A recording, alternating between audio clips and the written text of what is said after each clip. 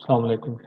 Last 2 week में जो हमने लेक्चर हैंडआउट डिस्कस किए वो एकेडमिक राइटिंग स्किल्स है कि किस तरह आपने समरी लिखनी है या किस तरह आपने पैराग्राफ लिखना है, किस तरह आपने रेफरेंस कोट करना है।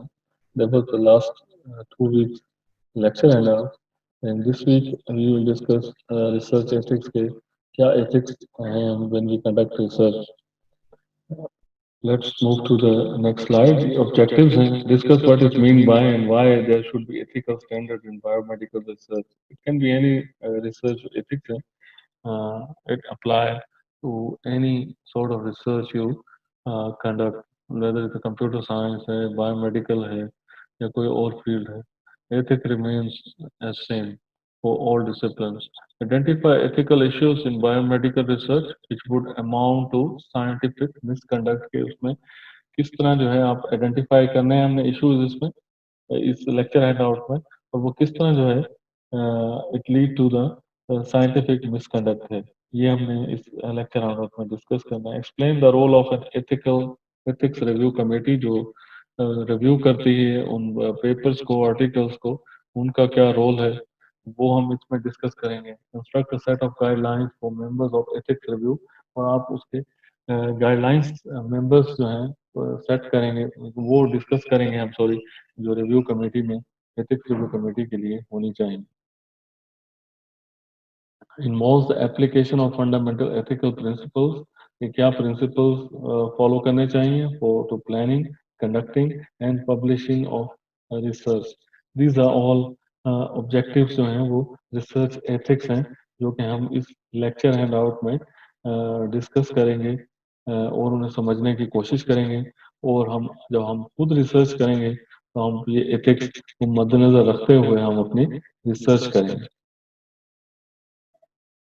गाइडिंग प्रिंसिपल्स ये हैं ऑटोनॉमी एंड रिस्पेक्ट। ये ऑटोनॉमी क्या है कि आपकी जो चीज़ है that belongs to you and आप उसके ऑथर हैं या आपका वो आइडिया है and that idea where that idea goes your name should go along and that is respect कि आप कहीं आप पढ़ते हैं लोग दूसरे आप एक काम किया है जो दूसरे लोग इस्तेमाल कर रहे हैं और उसको वो एक्नॉलेज कर रहे हैं। बेनिफिशियंस इस तरह है कि आपका जो स्टडी है वो इन अ वे कि वो बेनिफिशियल है फॉर सोसाइटी है या मेडिकल रिसर्च है तो मेडिकल साइंस के लिए है, कंप्यूटर साइंस की रिसर्च है तो कंप्यूटर के लिए है। वो रेफर कर रहे हैं आपके रिसर्च जो आपने कंडक्ट की है इन लिटरेचर रिव्यूज में या आपको वो कांटेक्ट किया जाता है कि आप आके टॉक दीजिए इस पे ये किस तरह आपने जो है मॉडल बनाया है और वो किस तरह जो है वो बेनिफिट कर सकता है। लेट्स से अगर आपने मॉडल बनाया है इसमें आपने कोई स्टडी कंडक्ट की है उसके अपने फायदे हैं। आपने कोई चीज़ डिज़ाइन की है जैसे कि रोबोटिक्स में काम हो रहा है उसके अपने फायदे हैं। वो किस तरह रोबोट्स जो हैं हमारे डे टू डे लाइफ में हेल्प करें जैसे कि जापान में हमने देखा है कि रेस्टोरेंट में ह्यूमन रिप्लेस्ड बाय रोबोट्स। इसी तरह जो पैकिंग का काम है कोरिया में हमने वहाँ रोबोट्स देखे हैं कि वो पैकिंग पे जो है मामूर हैं। नॉन मेलिफिसेंस एंड जस्टिस तो ये चीज़ें जो हैं आप इस तरह हो कि आप अगर कोई उसको मॉडिफाई करे तो उसको वो आपको कोट करे वहाँ ना कि वो आप किसी का काम लेके या कोई आपका काम लेके उसका अपना नाम लिख दे वहाँ पर। तो that is not a justice. ठीक है जी। साइंटिफिक वैलिडिटी कि वो किस तरह आप उसको प्रूव करते हैं अपने कंडक्ट जो आपने रिसर्च आपने कंडक्ट की है। एक होती है सर्वे बेस्ड रिसर्च। ठीक है उसमें भी आपने एंड में प्रूव करना है हाइपोथेसिस है नुल हाइपोथेसिस है कि आपकी रिसर्च है क्या वो किस उसकी डायरेक्शन क्या है और उसका एंड रिजल्ट क्या है। इसी तरह आपने कोई प्रोटोटाइप बनाई है या आपने कोई और मॉडल प्रपोज किया है तो उसकी भी साइंटिफिक वैलिडिटी जो है वो आप प्रूव करते हैं इन चीज़ों को विद द हेल्प ऑफ दोस्त मैथमेटिकल इक्वेशंस या आप कोई जो है ऐसा मॉडल आपने प्रपोज किया है जो कि वहाँ इम्प्लीमेंट हुआ है और वो वैलिडेट हो जाता है जब कोई चीज़ आपको कोई कंपनी वो मॉडल अडॉप्ट कर लेती है। Honesty you need to work with honesty. If things belongs to someone else you can use it but please quote them. You have to mention their name कि ये स्टडी जो है किसने की है कब हुई है किस साल में हुई है और इसका जो है ऑथर जो है वो कौन है स्टडी का। आप अपना काम जब करेंगे, आप उसमें अपना नाम लिखिए, लेकिन जो दूसरों का काम है, उस पे उनको एक्नॉलेज कीजिए और उनका नाम लिखिए। Next student activity, these are examples, और ये इंपॉर्टेंट है आपके मिड टर्म एग्जाम के लिए। इनमें से कोई एग्जाम्पल मैं भी आपको दे सकता हूँ, मिलती जुलती example, and I can ask you to write what has been done in this ethical, क्या इश्यूज इन स्टडीज में है। ठीक है जी, let let us look at the first scenario. Group one जो है, a group of medical students conducted a research on the awareness of diabetic diet in medical clinic participant. Their research was recognized as the best undergrad research, and later they submitted the same paper to two different journals to see which journal published it first. ठीक है जी, इसमें ये group of student है, इन्होंने research की है, और research की ये अंडरग्रेड लेवल की है। उसके बाद उन्होंने सबमिट कर दी है जो अपना पेपर है, to two different journal to see which publish it first. So we discuss in this thing कि इस ग्रुप की जो ये सिनेरियो है, उसमें हम ये डिस्कस करेंगे कि ये इसमें एथिकल इश्यूज क्या इन्वॉल्व है। और नेक्स्ट स्लाइड पे, unethical as it would result in inadvertent double counting or inappropriate weighting of the results of a single study, जो कि अ, आपने की है लेकिन आपने सबमिट कर दिया है उनको दो जर्नल्स में, which distorts the available evidence. It would give a false idea of the number of publications in a given area, कि आपने जो नंबर ऑफ पब्लिकेशंस है, पेपर एक है आपने, वो पब्लिश दो जगह हुआ होगा। Wasting of resources on the review and publication process, क्या आपने दो डिफरेंट कमिटीज ने उसको रिव्यू किया है और उसको पब्लिश किया है, जबकि पेपर वो जो है वो same. To submit to one journal, ये आपकी स्ट्रेटेजी है, ये आप सजेस्ट कर रहे हैं कि what is your opinion as a student when I will ask you in exam. Should submit to one journal and wait for response prior to submitting to another. तो ये है कि जब आप एक पेपर जो है वो लिखते हैं, तो उसको एक जर्नल को भेजते हैं। This is a process of refinement. उस जो कमेटी है उनकी रिव्यू कमेटी, वो आपको कमेंट्स भेजती है जिनको आप अपडेट करते हो, अपडेट करके उस में ऐड करते हैं, फिर आप उसको भेजते हैं। तो ये पिंग पोंग है, ये चलता रहता है between you and the review committee, and in the end ये देखना होता है कि हु विंस, या आप जीतते हैं उनसे या आप यू गिव अप। ये होता ही है कि usually student they give up and then they send to another journal, हेयर से कि भाई उस जर्नल में जो है आसानी से पब्लिश हो जाएगा। इवन आपने दूसरे जर्नल को भेजना है, आप उसको अपडेट कीजिए कि वो इम्प्रूव हो गया है, क्योंकि आपने अपनी चीजें लिखती हैं but we are blind to our fault. तो वो जो एक न्यूट्रल एक कमेटी है जिसने रिव्यू किया है वो पेपर, वो आपको, वो and they are expert in this field, और उन्होंने कमेंट्स दिए हैं, तो आप उनको अपडेट कर दीजिए। ठीक है जी, ये नेक्स्ट ग्रुप है, ग्रुप टू, जिनकी ये scenario we are going to discuss now. Students are required to prepare a research proposal during their postgraduate program. Nimel developed the idea for his project and discussed with a friend. Several months later, he found that his idea had been submitted as a research proposal by his friend. अब हुआ क्या है कि एक जो idea है वो निमल का है, जबकि किसी दूसरे दोस्त ने उसको प्रपोजल जो है वो सबमिट करा दिया है विदाउट हिज नॉलेज। तो इसमें हमने देखना है कि अनएथिकल क्या है। Unethical as failure to give credit to the person whose idea it is. जैसा कि मैंने कहा एथिक्स में कि honesty is the first thing, कि things belong to somebody, you must acknowledge him or her कि ये उसकी स्टडी है या आइडिया है या ये प्रपोजल है। ठीक है, अमाउंट्स टू प्लेजरिज्म, कि विदाउट हिज और हर कंसर्न और कंसेंट आपने एक चीज अपने नाम से, अपने आइडिया उसको बना के आपने भेज दिया है। Should discuss and include as a को ऑथर जिसका वो आइडिया है, at least you should discuss with him और हर जहाँ से वो आइडिया आया है, और उनको आप बताइए, और उनको इंक्लूड कीजिए एज अ को author. This is the ethical way. Next है जी group three, four friend decide to work together on a research project during the vacation. One of them went abroad during the vacation and did not contribute to the research. अब ये चार दोस्त हैं जिनमें से एक जो है वो बाहर चला गया है किसी वजह से, और उन्होंने कोई कंट्रीब्यूशन नहीं है उस रिसर्च में। The friends include all four names in a presentation made at a scientific Congress, जो कि हमारे यहाँ लास्ट सेमेस्टर में हुआ है। एक और दो लोगों ने काम किया है, बाकी सब ने कॉपी पेस्ट करके अपना नाम इंक्लूड करवा लिए या सेम प्रेजेंटेशन जो है वो दे दी है। जमा करा दिया, and then they ask for better marks. क्योंकि टाइम नहीं था तो मैंने इस वजह से कमेंट्स मैंने देना बेहतर नहीं समझे, मैंने उनको मार्किंग जो है मैंने अकॉर्डिंगली कर दी। फिर भी स्टूडेंट्स आ रहे थे कहते थे, सर आपने जो है ना ये 10 मार्क्स है तो 10 में से कम 9 हमें दे दें। Unethical as the only those who contributed intellectually should be cited as authors। कि एक बंदा जो उसमें कंट्रीब्यूट ही नहीं कर रहा उसका नाम जो है वहाँ नहीं होना चाहिए, ये अनएथिकल है। those who contributed in other ways may be acknowledged। कि आप समटाइम्स ये होता है कि वो ऑथर नहीं होता लेकिन आप स्टडी के लिए जाते हैं, सर्वे कंडक्ट करते हैं किसी लाइब्रेरी में या स्कूल में, आप एंड में उनको एक्नॉलेज कर सकते हैं कि दिस पर्सन और इदारे ने हमारे साथ कोऑपरेट किया है। तो आप उनको लास्ट में पेपर में उनको एक्नॉलेजमेंट पोर्शन में आप उनको लिख सकते हैं कि who ever helps you in order to conduct this research।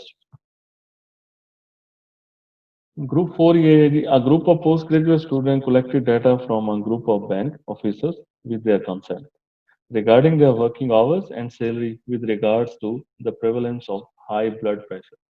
Subsequently, the researchers gave the same data to another group who were in need of same data variables। अब ये ग्रुप ऑफ स्टूडेंट है जो conduct कर रहे हैं research with, उन्होंने permission भी लिया है, वर्किंग आवर्स क्या है, सैलरी क्या है, regards to high blood pressure जो है उनके मरीज हैं वो लोग। सब्सिक्वेंटली अब ये है कि दूसरा जो कि रिसर्चर है जो इनको डाटा चाहिए था उन लोगों ने वो डाटा जो है उनको दे दिया विदाउट टेकिंग एनी परमिशन और informing the bank. Unethical as violating principles of consent and confidentiality. जो सैलरी होती है किसी इदारे में ये एचआर मैटर होता है, वो this is private and confidential कि एक इदारे में सब लोगों की सैलरी शायद सेम ना हो, कुछ की ज़्यादा हो कुछ की कम हो, depends on number of years experience और उनकी एक्सपर्टीज एंड क्वालिफिकेशन। तो सैलरी जो है वो वेरी करती प्लस उनके वर्किंग आवर्स। तो this is private and confidential letter होता है जो ऑफर लेटर होता है। तो अगर आपको किसी ने दिया है with the consent and then you are sending और giving that information to somebody else without his और हर परमिशन, तो ये अनएथिकल है। Data can be used for a secondary purpose which was not first considered as long as informed consent for sharing has been given। Identify anonymized identities anonymized कि वो लोग excuse me जिनको आपको पता ही नहीं उनको आप जो है अपनी आइडेंटिटी छुपा के चीजें जो है इंफॉर्मेशन जो है प्रोवाइड कर रही हैं। Due consideration to access restriction. Develop ethical guidelines for data sharing के विदाउट परमिशन आप डाटा किसी का भी इंफॉर्मेशन है वो आप शेयर नहीं कर सकते किसी दूसरे के साथ। एथिक्स कि क्यों रिसर्च एथिक्स इंपॉर्टेंट है रिसर्च कंडक्ट में और क्यों होने चाहिए, this is what we are going to discuss. To protect participants के जो उसमें पार्टिसिपेंट्स हैं रिसर्च में उनको प्रोटेक्ट करने के लिए उसमें जो इन्वॉल्व हैं यूजर हैं जैसे कि पेशेंट है या सोसाइटी है रिसोर्सेज है या researcher, in order to protect all these participants। To ensure accuracy of scientific knowledge कि आप उसमें जो साइंटिफिक नॉलेज है जो आप शेयर करने जा रहे हैं सोसाइटी से वो इंश्योर होना चाहिए, उसकी एक्यूरेसी जो है it has to be complete and accurate. To protect intellectual and property rights के वो that things belongs to you वो आपका कॉपीराइट है, no other one can use it without your permission या आपको एक्नॉलेज किए बगैर या आपको कोट किए बगैर है ना रेफरेंस, ना ही आप ऐसा करें as a researcher। To ensure accuracy of scientific knowledge should be methodologically rigorous and scientific validity कि उसकी जो वैलिडेशन होनी चाहिए डाटा की वो साइंटिफिक होनी चाहिए जो आपने स्टडी कंडक्ट की है। ये talking about computer science.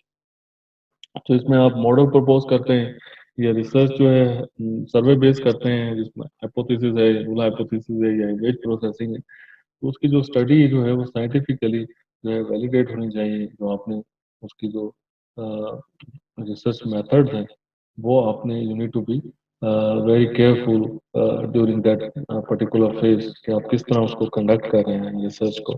Fair subject selection है विद इंक्लूजन एक्सक्लूजन क्राइटेरिया है वो आप खुद डिसाइड करते हैं when you are involve in research and a valid number of subjects हैं in order to project results to the population के कितने सैंपल्स चाहिए। लेट्स से अगर आप सर्वे कंडक्ट कर रहे हैं 50 चाहिए 100 चाहिए वो पॉपुलेशन साइज आपको क्या चाहिए वो आपने सिलेक्ट करना है उसको।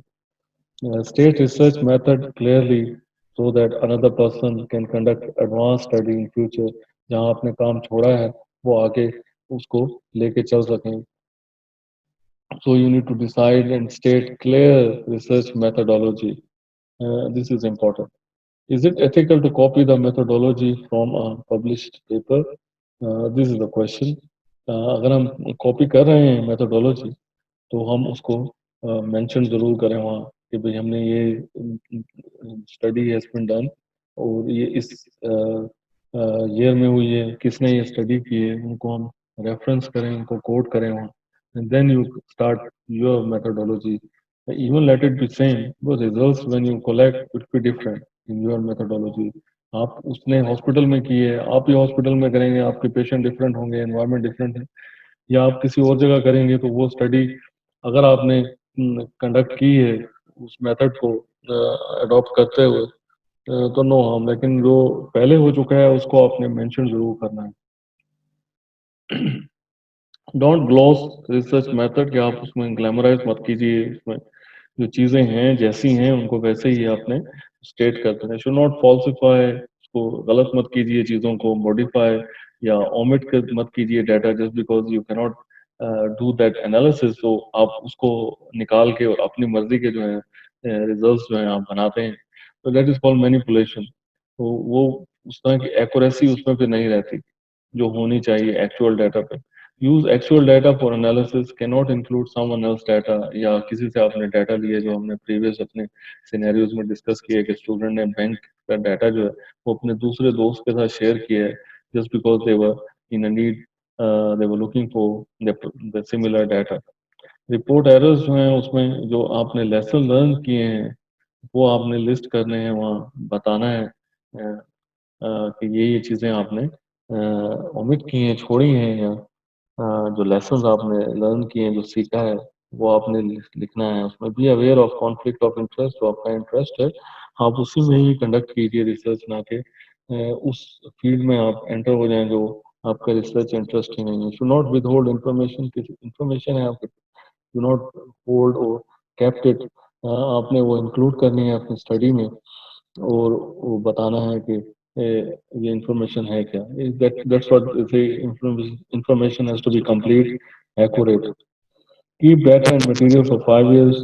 रिसर्च एक्चुअली जो computer science, things are changing very fast. तो 5 साल की जो है वो से हम मोस्ट रिसेंट कहते हैं, उसके बाद बाकी जो चीज़ें हैं वो पुरानी हैं।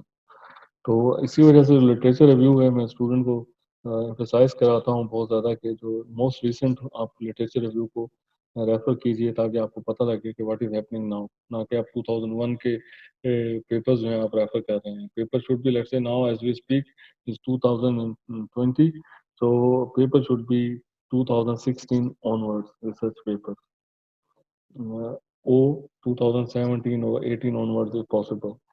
जितना हमारा मोस्ट रिसेंट डाटा होगा उतनी हमारी स्टडी की जो वैल्यू है वो ज़्यादा होगी। Data and material should be available to others, जो चीज़ें आपने की हैं अगर आपने की हैं तो वो सब चीज़ें जो हैं वो अवेलेबल होनी चाहिए। जैसे आपने कोई रिसर्च का काम किए, sometimes when you publish paper people they contact you through email कि आपने ये किस तरह किया है, क्या किया है, तो you should be available to help them out. Don't present published paper from incomplete research or from anticipated outcome। तो जब आप रिसर्च कंप्लीट कर लीजिए अपनी, तभी आप रिसर्च पेपर जो है उसका पब्लिश कीजिए। Then your study comes to an end. Should not duplicate publications के, एक जगह सबमिशन है दूसरी जगह सबमिशन है, आप एक जगह सबमिट कराइए पेपर को, उसका आपने पूरा जो है उसका वेट करना है, उसके जो कमेंट्स आएंगे उनको आपने एड्रेस करना है और फिर अपडेट करके आप बेशक दूसरी जगह भेज दीजिए, वहाँ ना भेजिए, लेकिन उसको अपडेट कीजिए, ना कि सेम टाइम आप जो है 2 या 3 जगह पर आप भेज दें और एक जगह से जो अगर जो बहुत हल्का वाला जर्नल है वो आपको एक्सेप्ट करके भेज देता है तो then you will never learn anything. आप लर्निंग प्रोसेस यही है कि जब हम पेपर पब्लिश करते हैं, हम भेजते हैं पेपर, तो वहाँ उसको वो पढ़ते हैं, कमेंट्स लिखते हैं, हम उनको अपडेट करते हैं पेपर को, एंड देन वी लर्न। अगर सब चीज़ें अच्छी अच्छी आ जाएं और वो पैसे पे करें और पब्लिश हो जाए, then the learning process is eliminated. Avoid piecemeal publications जो आपको दी जाएं, बनी बनाई पकी पकाई चीज़ जो आपको दी जाए और आप जो है उसको पब्लिश कर दीजिए जाके। This thing you need to avoid. या कोई कहे कि जैसा कि यहाँ ये होता है कि कोई मैं पैसे पे कर दूंगी या कर दूंगा, आप लोग जो है रिसर्च कर लीजिए और मेरा नाम जो है ना उसमें एंटर कर दीजिएगा, मैं जो है ना पैसे पे कर दूंगा पब्लिकेशन के। ये भी हो रहा है। Should be reviewed independently by unaffiliated individuals जो हैं वो। ये ब्लाइंड जो है रिव्यू होता है, जिसमें किसी को नहीं पता होता कि जो दूसरा रिव्यूअर है वो कौन है, तो ना ही आपका नाम उस पर मैंशन होता है। ब्लाइंड रिव्यू जो है वो पेयर रिव्यू होता है, दो तीन लोग जो है रिव्यू करते हैं उस पेपर को और उसके बाद वो कमेंट्स आपको वो भेजते हैं, and then you update that paper and then you send to them and finally this paper will be published. ठीक है जी, असाइनमेंट्स कुछ लोगों ने सबमिट करा दी है, जिन्होंने नहीं कराई वो मुझे ईमेल कर दें। इसके अलावा अटेंडेंस मैं अपडेट कर दूंगा, वो 2 दिन के लिए होगी। आप 2 दिन के अंदर जो है अपनी अटेंडेंस लगा सकते हैं, क्योंकि इंटरनेट कनेक्शन का किसी को मसला है तो मैं I will kept it open for Saturday and Sunday. तो वो अटेंडेंस आप लगा दीजिएगा। मुझे अगर आपने असाइनमेंट नहीं जमा कराई तो वो जो है आप ईमेल करके मुझे जमा करा सकते हैं। तो असाइनमेंट 2 इंशाल्लाह मैं इस वीक के एंड तक जो है या वीकडेज में जैसे ही मैं अपलोड करूंगा असाइनमेंट 2 तो आप। अस्सलाम वालेकुम। लास्ट वीक हमने जो स्लाइड हम डिस्कस की थी, ये उसका नेक्स्ट पार्ट है। लेक्चर एंड आउट ऑलरेडी आपके जो है अपलोडेड है वहाँ पर। ठीक है जी। To protect intellectual and property rights, इसमें जो लोग इन्वॉल्व हैं, जो राइटअप में आपके रिसर्च पेपर में उनकी जो ऑनरशिप है, ऑथरशिप है, उसको आप किस तरह प्रोटेक्ट करना है, this is what we are going to discuss. ये साइटेशन है, ऑथरशिप है, इंक्लूजन राइट और सिग्निफिकेंट साइंटिफिक कंट्रीब्यूशन उसमें क्या है उस पेपर की। उस रिसर्च आर्टिकल में जो ऑथर ने अपना एक आइडिया जो प्रपोज किया है, उसकी क्या कंट्रीब्यूशन और साइंटिफिक जो कंट्रीब्यूशन है उसकी, तो हाउ दैट मॉडल या आइडिया जो है वो हेल्प करता है किसी इदारे की या इंस्टीट्यूशन की to solve the problem. After this is order of contribution कि कितने उसमें ऑथर है, जो लिखने वाले हैं फर्स्ट है, सेकंड एंड थर्ड। तो वो approval must be sought to include a name कि कौन सा author first, the major contribution जिनसे आई है that will be the first author, then second and then third और फोर्थ सो ऑन। ये सब जो है अप्रूवल से होता है। वो म्यूचुअल कंसेंट जो लोग इन्वॉल्व होते हैं उनके म्यूचुअल कंसेंट से होता है। देन इट बिकम आप कह सकते हैं कि ये लीगल डॉक्यूमेंट है, otherwise be you have ethical issues with this. या आपने कुछ लोगों के नाम इंक्लूड कर दिए कि वो पेमेंट कर रहे हैं पब्लिकेशंस की, या आपने किसी कोलीग को फेवर दिए जो आपके साथ काम करते हैं लेकिन उसकी कोई कंट्रीब्यूशन नहीं। तो ये सब चीज़ें जो है इसमें क्लियरिटी होनी चाहिए कि कौन सा फर्द जो है उसने कंट्रीब्यूट किया है, और उसी तरह उनके ऑथर के जो नाम है वो लिखे जाएंगे कि फर्स्ट ऑथर है, सेकंड ऑथर है और थर्ड ऑथर है। Whenever somebody else work is quoted, reference should be made. जब भी आप किसी के काम को रेफर करते हैं तो उनका जो रेफरेंस है वो वहाँ मेंशन करना होता है, otherwise it become piracy versus plagiarism. Acknowledgement should include the name of person who helped. कि अगर किसी ने आपके रिसर्च में आपकी हेल्प की है, जैसे आपने सर्वे कंडक्ट किया है किसी यूनिवर्सिटी में या कॉलेज में या बैंक में या किसी भी आईटी कंपनी में आपने सर्वे कंडक्ट किया है, और जिस जिस पर्सन मैनेजर है या आईटी डिपार्टमेंट में कोई, आप उनका नाम जो है एक्नॉलेजमेंट में मेंशन कर सकते हैं कि इन लोगों से हमने हेल्प ली है, या किसी ने आपको other than your supervisor supervise की एक्सपर्टीज प्रोवाइड की है, तो आप उनको भी एक्नॉलेजमेंट में आप एक्नॉलेज कर सकते हैं कि उनका नाम लिख सकते हैं कि not only mentioning his name, उनका आपने रोल भी बताना है कि what contribution they have made to your research, or how they have assisted you to carry your research. Next is the breach of ethics in research would amount to scientific misconduct. इसके मैंने दो videos हैं जो मैं आपसे share कर लूँगा Google class में। वो कोर्सेरा से हैं, दो वीडियोस जो बहुत ही वैल्यूएबल हैं आप लोगों के लिए। उनको आप सुनिएगा और वीडियो को। The rest of things we discuss here in this slide. Scientific misconduct ये है क्या? So let us look at fraud. Invention और फैब्रिकेशन ऑफ डाटा, कि आपने एक डाटा किसी से लिया है और उसको मॉडिफाई करके आपने प्रेजेंट कर दिया है। नेक्स्ट इज प्लेजरिज्म, कॉपिंग डाटा, आपने कॉपी किया है कहीं से डाटा, इंफॉर्मेशन है, आइडियाज हैं या टेक्स्ट जो है, जैसा कि हम गूगल से किसी का पेपर उठा के कॉपी पेस्ट कर लेते हैं विदाउट एक्नॉलेजमेंट ऑफ सोर्स। इसका पायरेसी है, इन्फ्रिंजमेंट ऑफ कॉपीराइट है without seeking permission from a person. आपने जो है उनका मॉडल या आइडिया जो है वहाँ आपने उनको मेंशन कर दिया है और उनका नाम मेंशन नहीं किया, तो कि आपने अपने नाम से कि this is my idea. Submitting the publication the same paper two different journals, ये हम पीछे अपने आइडियाज में बैक स्लाइड्स में हम डिस्कस कर चुके हुए हैं ये, कि जो पेपर है we should submit to one journal and wait for the result. जब उस पेपर की रिकमेंडेशन आएंगे उस जर्नल की, वो रिजेक्ट होता है या एक्सेप्ट होता है। अगर वो एक्सेप्ट हो जाता है तो वेल एंड गुड, अगर वो नहीं होता then we move to next journal. ये नहीं होता कि आप दो तीन जर्नल्स को एट द सेम टाइम आप जो है उसको सबमिट कर दें। वैसे भी जब ये फाइनल स्टेज पे आता है तो आपको पेपर के साथ एक फॉर्म होता है जो कॉपीराइट है, उसमें लिखना होता है कि you have not submitted this paper two any other journal. तो ये चीज़ें एथिक्स में आती हैं इसमें। तो if you have done so, you have submitted to different journals, that is a scientific misconduct. Not informing a collaborator of your intent to file a patent in order to make sure that you are the sole inventor.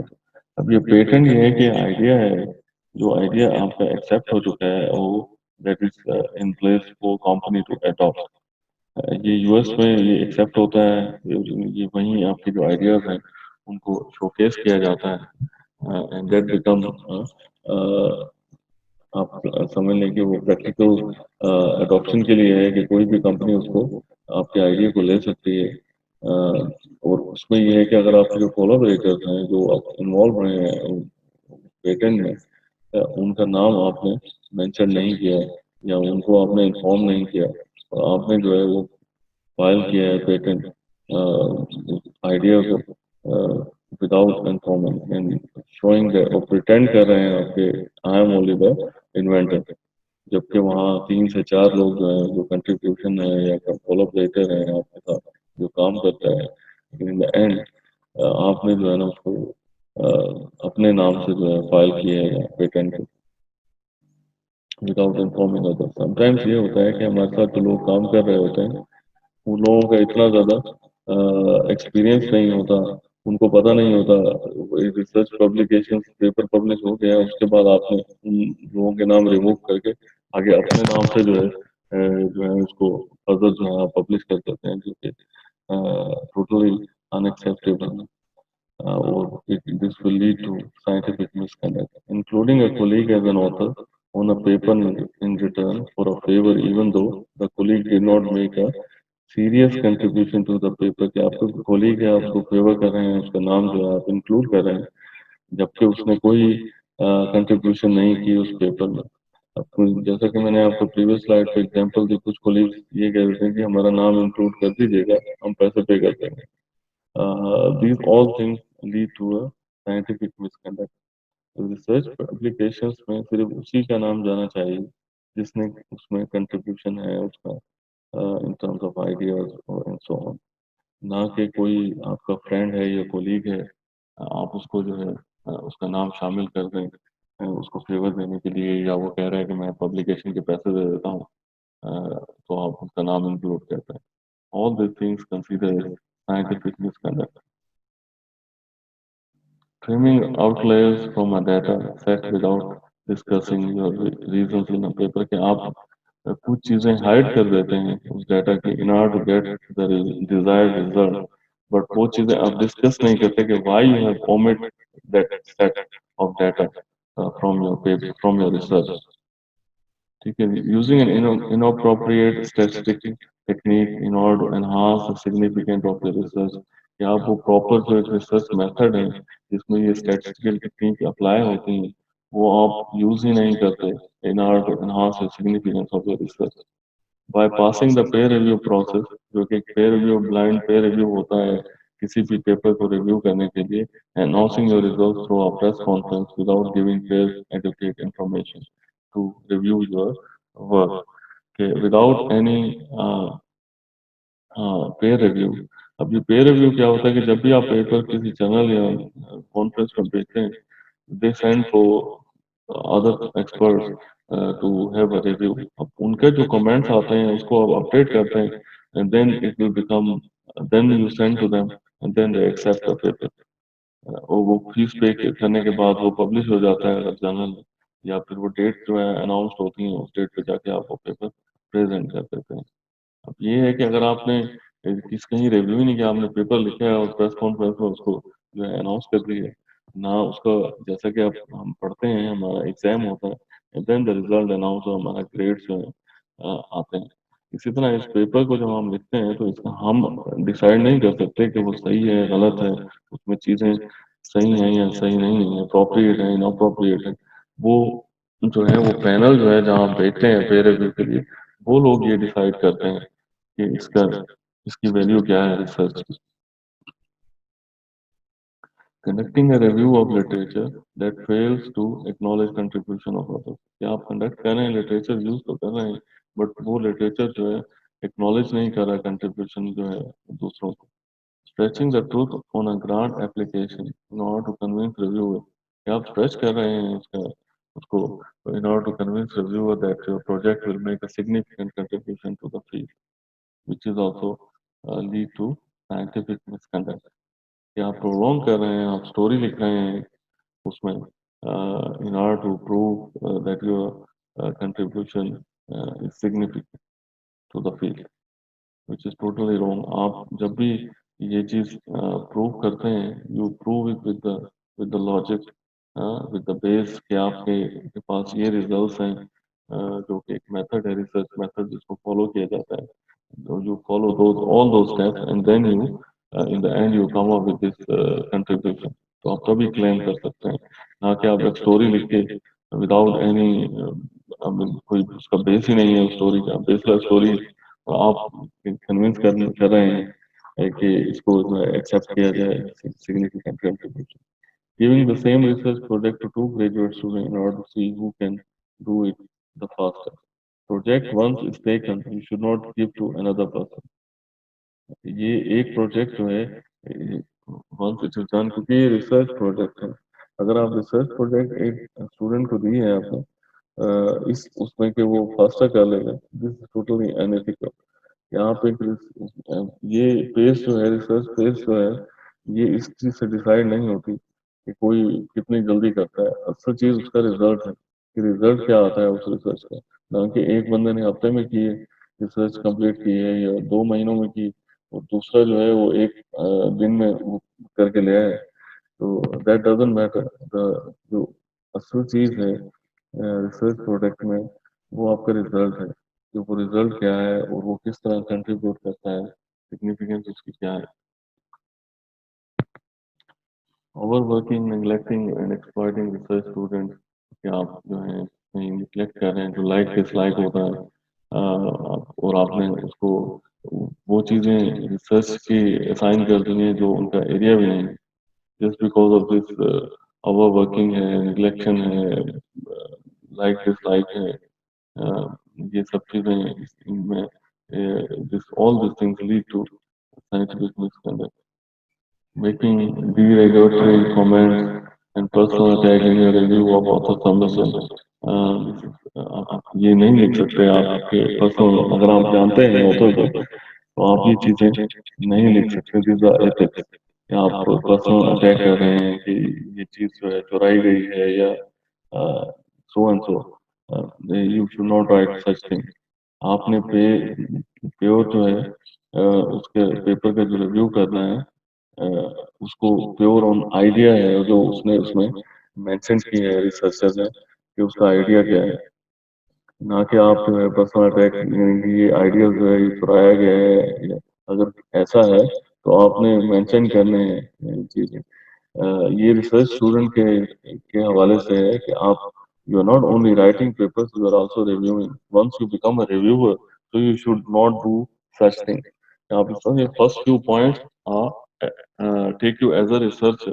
The rest of the points now we are discussing on this slide, this will take you as a consider you as a reviewer. क्योंकि अगर आप research student हैं तो आप research कर रहे हैं तो आप रिव्यूअर भी हैं, आप रिसर्चर भी हैं। As a reviewer, you should not do such things.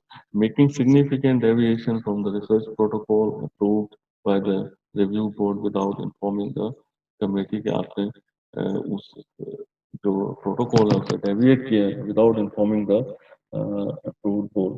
Her general की ये रिसर्च कॉन्फ्रेंस का कुछ सर्टन प्रोटोकॉल्स हैं रिगार्डिंग द एक्सेप्टेंस और रिजेक्शन। वो ये है कि फॉर एग्जांपल किसी भी जर्नल का जब पेपर हम सबमिट करते हैं तो ब्लाइंड आपका नाम वो रिमूव कर देते हैं, दैट कॉल्ड ब्लाइंड रिव्यू। वो किसी रिव्यूअर को भेज देते हैं। अब रिव्यूअर को नहीं पता कि ये पेपर आपका है, इन केस अगर आपकी फील्ड का है वो जानता भी हो, लेकिन एट दैट टाइम ही और she does not know this paper is your. लेकिन ये प्रोटोकॉल्स होते हैं जनरल के और कॉन्फ्रेंसेस के। अगर आप इसको हट के कुछ करते हैं तो that will lead to scientific misconduct. ये किसी आप बायस हैं, आपको पता है कि आपका अंकल है या दोस्त है, उसको आप रिव्यू के लिए भेज देते हैं और आप अपना पेपर जो है एक्सेप्ट करवा लेते हैं या अप्रूव करवा लेते हैं। These all things falls in scientific misconduct. Not reporting an adverse event in human research experiment के आप रिपोर्ट ही नहीं कर रहे जो जो मिस्टेक्स हैं। हम जब भी रिसर्च करते हैं when we start a research there are always mistakes, there are always addition, subtraction in the end where we started. If we compare it, it's a different result when we start present our research proposal. There are so many addition and subtraction as we move on to conduct our research. तो उन reports को I mean, उन चीज़ों को आपने report करना होता है एज अ लेसन लर्न कि हमने ये किए हैं, मिस्टेक्स किए हैं, ये हमने अच्छे काम किए हैं।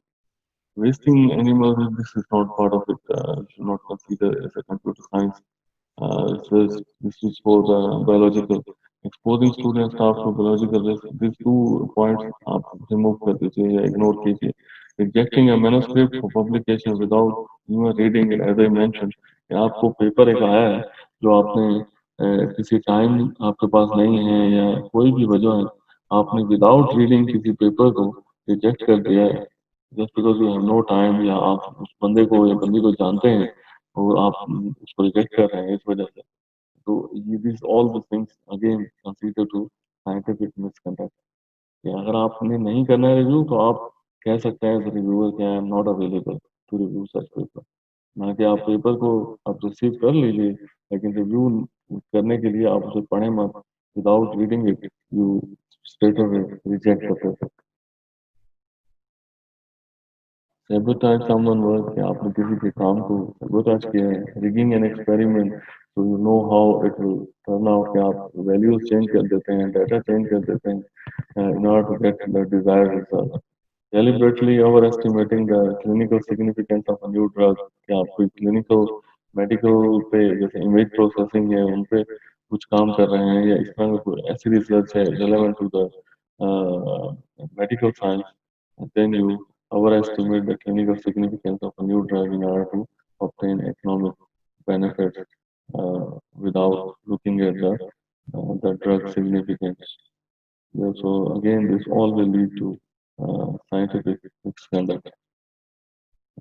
Next is ethical review board. अगर आप एज आई मेंशन अगर आपका इदारा या आप जहाँ काम कर रहे हैं it become publication centre for example, या आप किसी जर्नल से अटैच हो जाते हैं एज अ रिव्यूअर, तो what should be your role as a reviewer in that particular journal?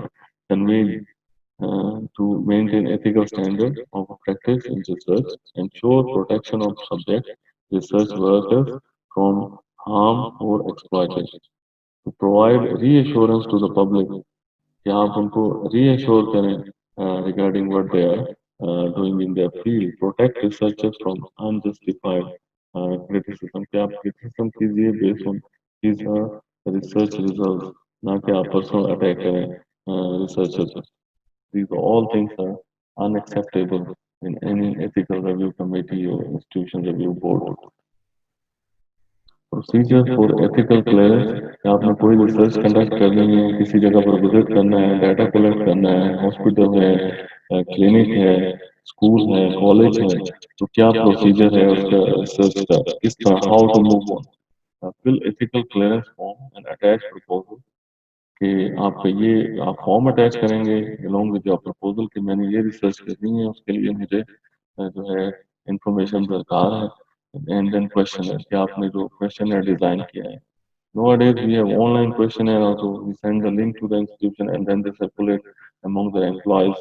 वो फिल कर देते हैं और हमें रिजल्ट आ जाता है ऑनलाइन. अदरवाइज अगर आप विजिट करते हैं तो वो हार्ड कॉपी शेप में हमारे प्रिंटेड फॉर्म्स हैं, क्वेश्चन है जो आप उनको डिस्ट्रीब्यूट करते हैं and then you collect that.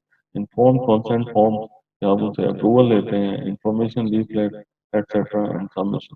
When ethical clearance is granted, जब ये चीजें आपको अप्रूव फॉर्म में आ जाती हैं for data collection and performance, then you can visit that place or you can circulate through a web form, a web survey, and get the results in order to conduct your research. So when ethical clearance is granted, data collection can commence according to the approved methodology. कि आपने questionnaire है, interview है, आपने visit करना है site को, ये सब चीजें उस क्लियरेंस फॉर्म में इंक्लूड होनी चाहिए. Thank you.